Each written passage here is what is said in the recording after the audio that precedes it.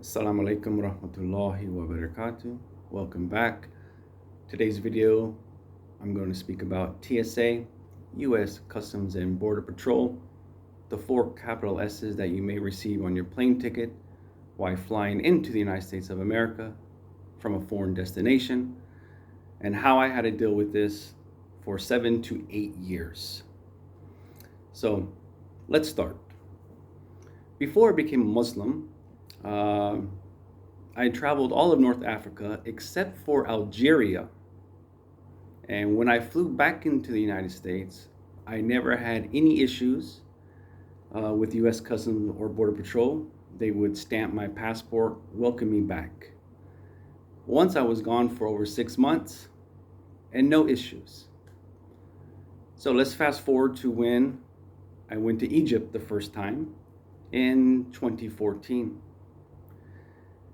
In July of 2014, I flew to Egypt. That's where I met my fiance, and we are now married, alhamdulillah. I stayed about 33 days in Egypt, and prior to this, I knew I was going to go back home to America and have to fly out to Ottawa, Canada in September of 2014 with my friend Isa for his marriage.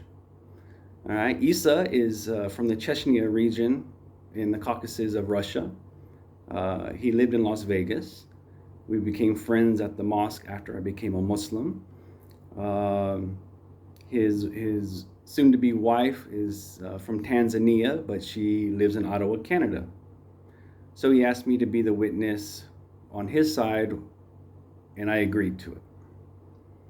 So when I came back from Egypt in August of 2014, after I stayed 33 days, US Customs and Border Patrol stamped my passport at the LAX airport, welcomed me back, no issues. So on, I think it was September 6th, Isa and I were flying out to Ottawa, Canada from Las Vegas, and we had a layover in North Carolina. I went to the airport wearing a hat similar to this, but it's the U from the University of Miami, all black. I was wearing a Galabea that I purchased in Egypt prior to this flight. Isa was in regular clothes.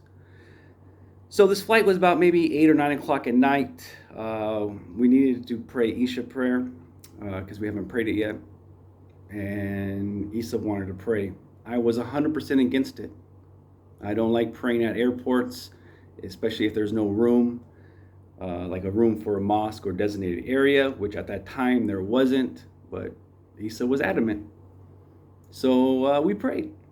And after we got done praying, there was 3 officers right next to us. They asked what we were doing. I said we were praying. They said where you guys are going. I pointed across the hall where it says Charlotte, North Carolina. And they asked if that was my final destination. I said, no, we're going to Ottawa because he's getting married. And they said, oh, okay, enjoy your trip. As we walked away, I told Isa, I have a bad feeling about this. Something's not right. Hey, don't worry, brother. Inshallah, everything will be fine. So we flew to North Carolina. No issues. Flew into Canada. Still no issues, Alhamdulillah. So the plane was full, and there's probably maybe 50, 60 seats on this plane. It was a smaller plane. We arrived in Ottawa. We were probably one of the last ones out. I say 80% as we were leaving the airplane, about 80, but towards the back. As we were walking down the hallway, we go into this big area where it's wide open, and there's like 2 security podiums where they, I guess they check your luggage and maybe check you, walk through, and then you're free into Canada. So as we made a left-hand turn, I see 4 officers that are standing next to the X-ray machine. And I told Isa, I have a bad feeling, bro. This isn't right, because the other officers are sitting, and these 4, are standing, and 2 had pictures. So as we were walking, we got halfway to this to the area where we had to show our passport and everything. 3 officers walked towards us, pointed at Issa and myself, just like this. They're all, you and you with us now. I told Issa, this doesn't seem right. Doesn't seem right. So this is Canada. So we're in Canada dealing with the Canadian Border Agency. So we get to the back room. Issa's to my left. I'm to his right. We're maybe like 15 to 20 feet apart. They start asking Issa questions and started asking me questions. Why they are rummaging through our bags, through our luggage, making sure there was nothing illegal. The officer asked me what I'm doing here. I said, I'm here for my friend's wedding. What's his name? I told him his name. They asked where he met his wife. I said, online. How many times has he, came to visit her? I said, I don't know, maybe 2 times from my knowledge, but I really don't know. The officer, the Canadian Border Agency officer said, well, don't you think that's weird that he just meets her twice and now he's going to marry her? I said, no, not at all. Not at all. So he's all, where are you staying? I said, I'm not sure. Issa has all the information. He's like, don't you think it's weird that you don't know where you're staying? I told him, no, I trust Issa 100%. I have no issues. I'm all, you want me to ask him? He's like, no, don't talk to him. You stay facing me. I said, okay, fine. So he asked me, were you ever arrested? I said, as an adult or as a minor? And he said, as an adult. So I told him no. That's the key word, as an adult. I told him no. So he scanned my passport. And of course, the United States shares the information with the Canadian authorities. It was, 2015, September 2014, sorry. So he ran it and he's all, you lied to me. I was like, no, I didn't. He's all, I asked you if you were arrested. I said, yeah, I know. And I asked you as an adult or a minor, and you said as an adult. He's all, no, I didn't. I said, if you were ever arrested. I said, no. You said as an adult, and I said no. So now I'm starting to get agitated. I don't like being called a liar. So he did the math, freehand, did the math. And it came out to be 18 years old. And I said, no, I was 16 years old when I got arrested, not 18. And he's like, well, since you're lying, I can deport you right now and all this stuff. And finally, after like a minute of arguing back and forth with this Canadian officer, I just said, fine, deport me. I think I said like deport my ass or something, something like that. I just like crossed my hands, crossed my arms like this. I said, fine, deport me. I don't care. He's like, well, don't you want to go to the wedding? I said, look, I don't like threats. You're making threats. You're calling me a liar. So I'm done. I don't want to spend no money here in Canada. I'm finished. And by this time, Issa's already out with his fiancée and family. Okay?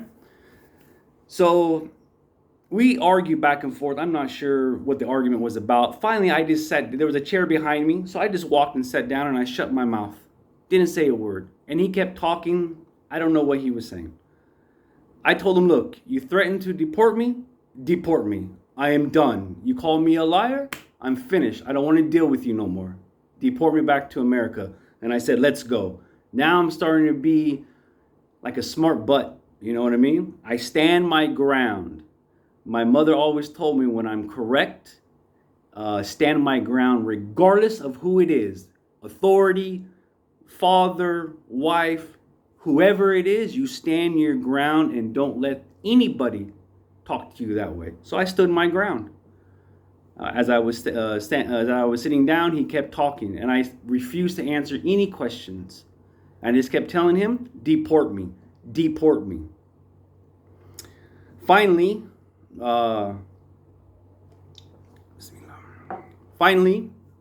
sergeant came. The sergeant asked what was going on. I said, your officer's going to deport me, so I want to go back home to Las Vegas. I said, hurry it up. I got things to do. The sergeant was like, well, what are you here for? I said, for my friend's wedding. And he's like, what's the issue? I said, well, your officer here thinks I lied to him. And he threatened to deport me. So I want to go. I want to go back home to Las Vegas. So they were talking among themselves. I don't know what they were talking about.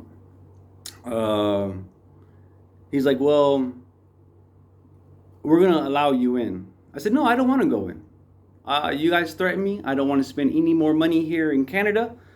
I'm wasting my time. I want to go back home. I want to go back to Las Vegas. I'm finished. And something was said. I forgot what was said, but my reaction to the officer sitting down, it was something towards me. And I said, if that's what you think of me, then your officer here is a math genius with his math abilities. Oh, he got very upset at me. I didn't care.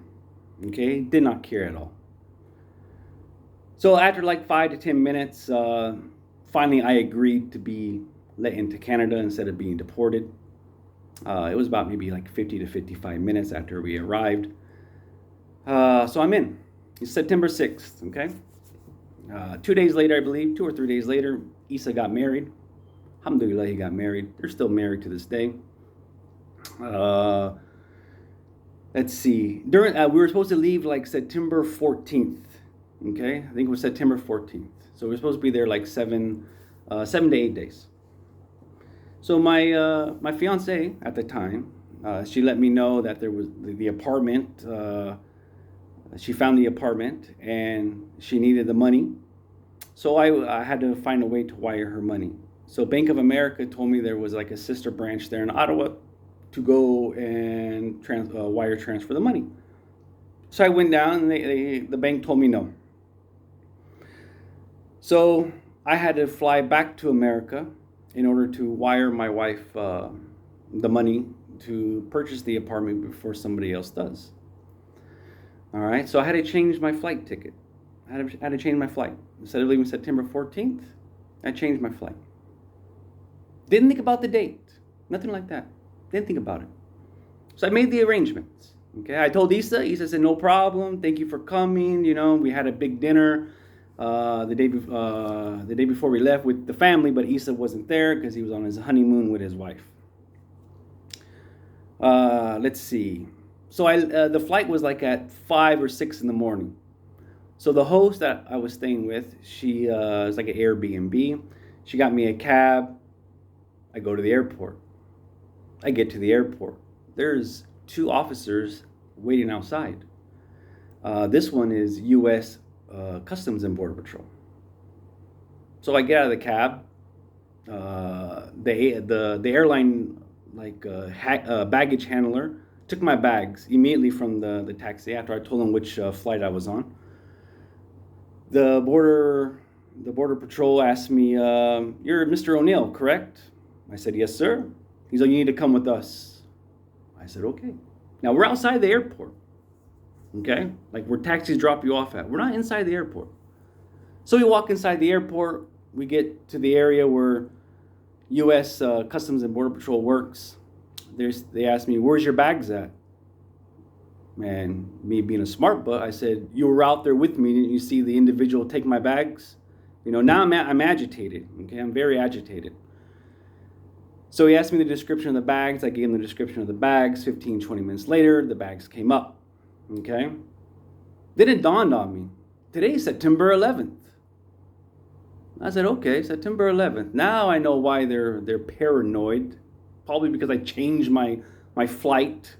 And now it's from September 14th to September 11th. And I'm flying by myself and Issa's not with me. So he opens the first bag. You know, just clothes, souvenirs, things like that. Then he opens the main bag. On top is my Quran, followed by my prayer mat, which is actually behind me right here. And then my galabeya, and then the rest of like clothes and stuff. So he lifts up the Quran and he goes, "What is this?" And maybe one other person was in there waiting to be searched. And I said, "Oh, that's my Quran." He's all, "Are you a Muslim?" I said, "Alhamdulillah, I'm a Muslim. Alhamdulillah." And he just looks to this room and he points and he says, "Get in that room now." So I get up. The girl next to me who was waiting, I remember her saying, "Damn," like that. So I go into the room, I sit down, One officer came walking in. The other officer who told me to get in the room, he continued to go through my luggage. And I had a pouch on me that I carried my passport and ID and all the very important items like my medication and things like that. So now my flight is like an hour and 45 minutes away, okay? So I was being interrogated. Where's Issa? I said, Issa's on his honeymoon. Where at? I don't know. Why didn't he fly back with you? So I told him the story about the apartment in Egypt and how my wife called and said she needed the money. And he's like, oh, you trust some girl far away? I mean, it was just a total disrespect way how they were doing it. I said, look, that's my fiance. I've known her for about 4 years. I met her about 6 months after I became a Muslim. And they're like, yeah, but she's Egyptian. I said, it doesn't matter. I trust her and her family. Get over it. And they're like, so then they started asking questions about Egypt.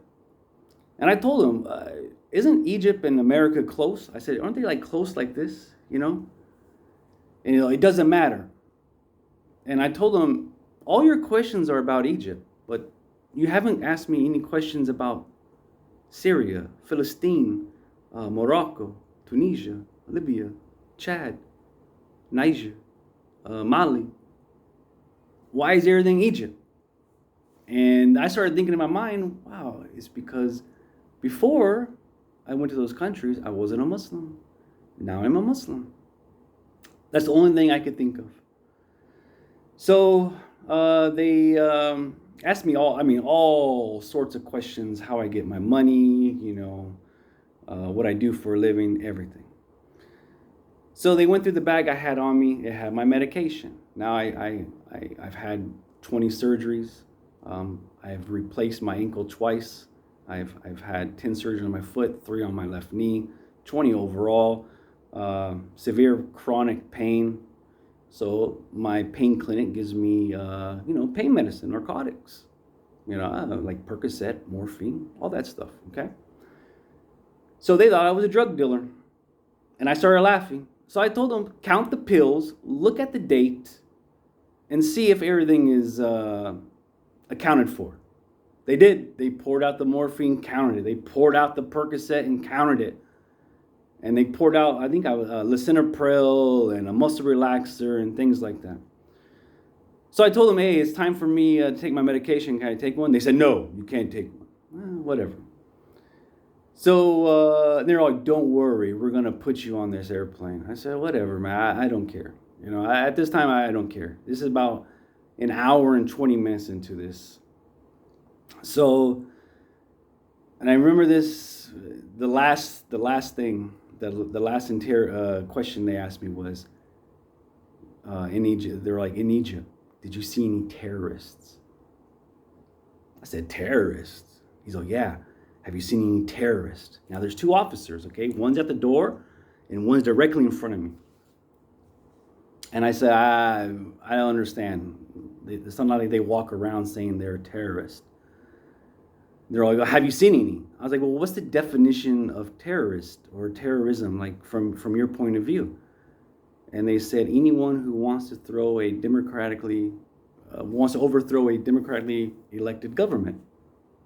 Well, that just happened a year ago, right? A year and a half ago, it just happened from this time. So, well, about a year ago, a year and a couple months. So I asked them the definition again, and they told me. And then I asked them again. They told me once again. So me being a smart butt, I explained the definition back to them, and they said, yes, that's the definition. So I paused for like a couple seconds. And I said, yeah, I seen terrorists. The guy, the officer at the door, grabbed a pen and paper, and he sat next to the officer right directly in front of me. And they were saying, give us the information. Give us the information. So I made sure to repeat their definition of a terrorist. And they agreed to the first definition they gave me. So I told them they're everywhere. And they're like, well, explain. So I told them, Yeah, they're wearing police uniforms. They're wearing the military uniforms. They're driving around Tahrir Square. They're everywhere in force. And the guy threw his pencil down. One of the officers threw his pencil down. Stop being a smartass. Do you understand me?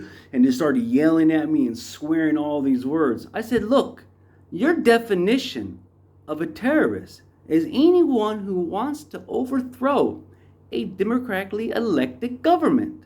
I told him, what just happened over a year ago?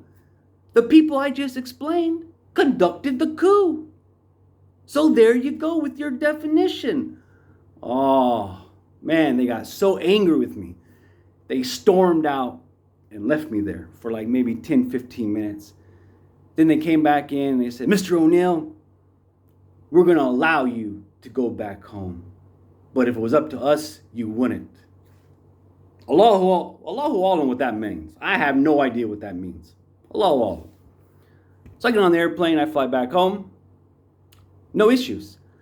So I told Issa when I got home, be prepared to be stopped by U.S. Customs and Border Patrol at the airport because they asked a lot of questions about you. They wondered why you weren't flying with me. Sure enough, Issa was held for 3 hours and interrogated about me and about his life in Las Vegas and where he came from.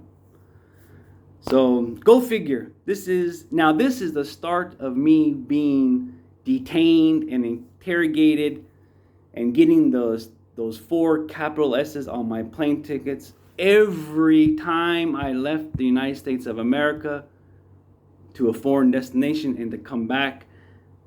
I had to deal with this. I was detained, interrogated, and I always got the 4 capital S's. So for the next 7-8 years, I had to deal with it. So this is going to be, I'm going to continue this in 2 to 3 more videos.